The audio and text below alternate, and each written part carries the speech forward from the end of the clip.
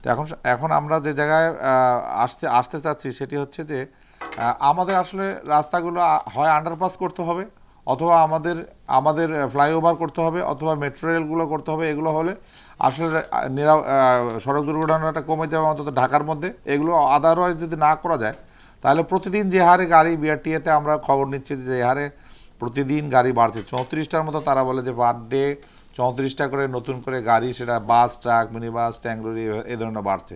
এবং আপনি নিশ্চয়ই আপনারা লক্ষ্য করেছেন যে এর মধ্যে কিন্তু মানুষ বিরক্ত হয়ে এখন আর গাড়ি না কিনে এখন মোটরসাইকেল কিনছে। মোটরসাইকেল কিনে মোটরসাইকেল দিয়ে যাওয়ার চেষ্টা করছে, এবং সেটা অনেক সময় ফুটপাতের উপর দিয়েও তারা যাচ্ছে।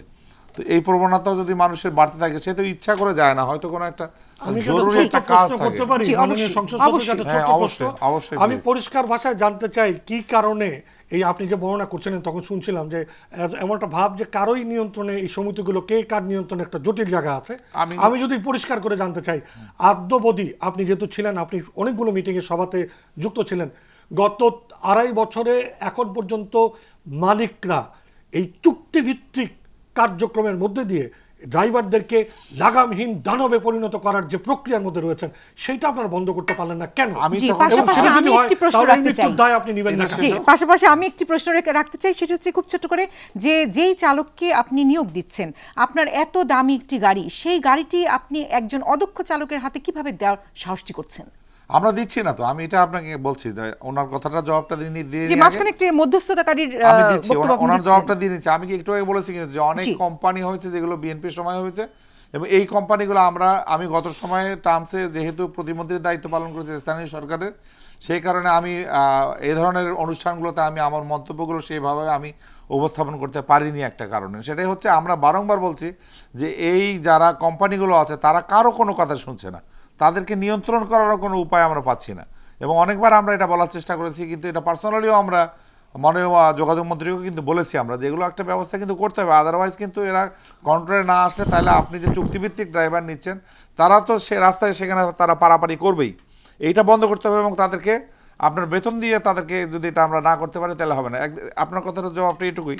ওনার কথার জবাবটা যেটি হচ্ছে যে আমরা নিশ্চয়ই 2 কোটি টাকা একটা গাড়ির দাম, আমার তো এত শখ পড়ে নাই যে একটা গাড়ি 2 কোটি টাকা দিয়ে আমি একটা অযোগ্য লোকের হাতে দিব। কিন্তু আমি যখন আমার ঢাকা রংপুর বা ঢাকা সিলেট, ঢাকা চট্টগ্রাম, যে আমাদের যে গাড়িগুলো আমরা বাইরে থেকে নিয়ে আসছি, এই গাড়ি আমরা তখন আমাদের অন্য একটা গাড়ির ড্রাইভার থাকে, সেখান থেকে আমরা তাকে নিয়ে আসছি।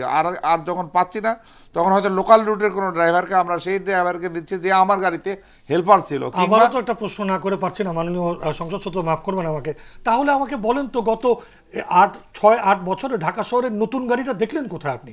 সব তো পুরনো লক্কর ঝক্কর।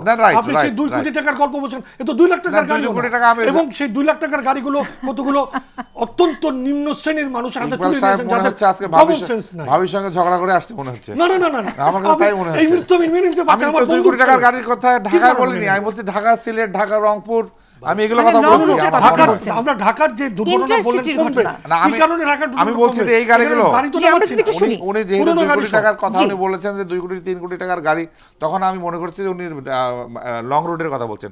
ঢাকা প্রপারে 2 কোটি টাকার গাড়ি আমাদের নেই, তো আমি বলছি তো আপনাকে।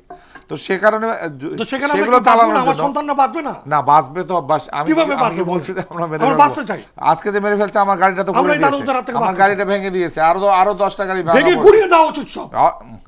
এটা আপনি তো রাগের কথা বলে যাবেন। অবশ্যই আপনারা গাড়ি বদলাবেন না, আপনারা চালক নিয়ন্ত্রণ করতে পারবেন না, আপনারা লাইসেন্স ছাড়া গাড়িটা ড্রাইভার দিতে পারবেন না, কি করতে হবে? আর আপনারা বলবেন যে না নিয়ন্ত্রণের মধ্যে নাই, এই কথা বলে পার পাবেন, কিন্তু সমিতির আবার যখন প্রয়োজন হয় দাম করে হরতাল করে ফেলেন, তখন তো আমরা নিয়ন্ত্রণের অভাব দেখি। এখন আপনি যদি বলেন যে না, যারা যে গাড়িগুলো ড্রাইভিং লাইসেন্স নাই সেই গাড়িগুলো চলবে না, তাদের পক্ষে হরতাল করতে দেখি নাই আমরা। কথাটা বলছেন না, আপনি তো কথা এমন, তাহলে আপনি বলেন, আমি পরে না না আমার বক্তব্য আমার মাঝখানে কথা বললে তাহলে তো সমস্যা হবে ভাই।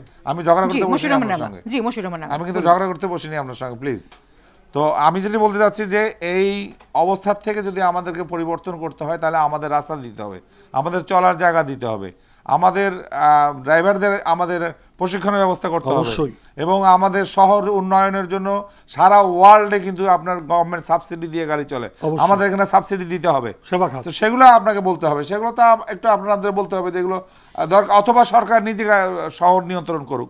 এখানে আমাদের কোনো মালিকই গাড়ি চালাবে না, কোনো শ্রমিকই চালাবে না, সরকার তাদের লোক দিয়ে গাড়ি চালাক, আমাদের তাতে কোনো সমস্যা নেই। তো জি, এখানে আমাদের আমার একটু যেগুলো ছোট্ট ড্রাইভার প্রশ্ন আছে আমরা আছে। দিয়ে দেবো ওনাদের।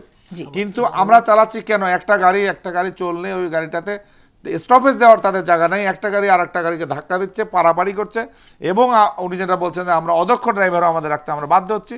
আমাদের 39 লক্ষ গাড়ি সারা বাংলাদেশে, সেখানে আমরা 19 লক্ষ ড্রাইভার পাচ্ছি, বাকিটা পাচ্ছি না।